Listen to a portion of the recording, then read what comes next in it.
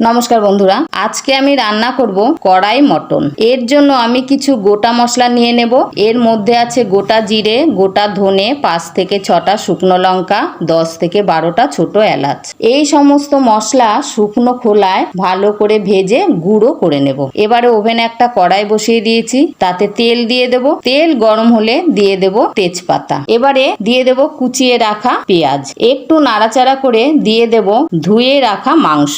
2 থেকে 3 মিনিট নাড়াচাড়া করে ঢাকা দিয়ে দেব কম আঁচে 5 মিনিটের জন্য। 5 মিনিট পর ঢাকা তুলে দিয়ে দেব আদা রসুন বাটা। এরপর দেব হলুদ গুঁড়ো, কাশ্মীরি লঙ্কা গুঁড়ো আর দিয়ে দেব টুকরো করে কেটে রাখা টমেটো।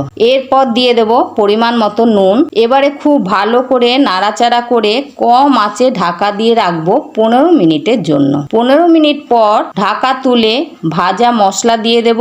এরপর চেরা কাঁচা লঙ্কা দিয়ে দেব।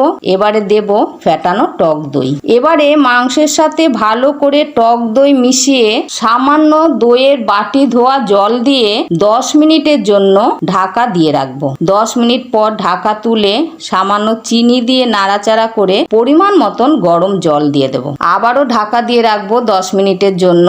10 মিনিট পর ঢাকা তুলে ভাজা মশলা গুঁড়ো দিয়ে রেস্টে রেখে দেব 7 মিনিটের জন্য। 7 মিনিট পর নামিয়ে পরিবেশন করুন। ধন্যবাদ।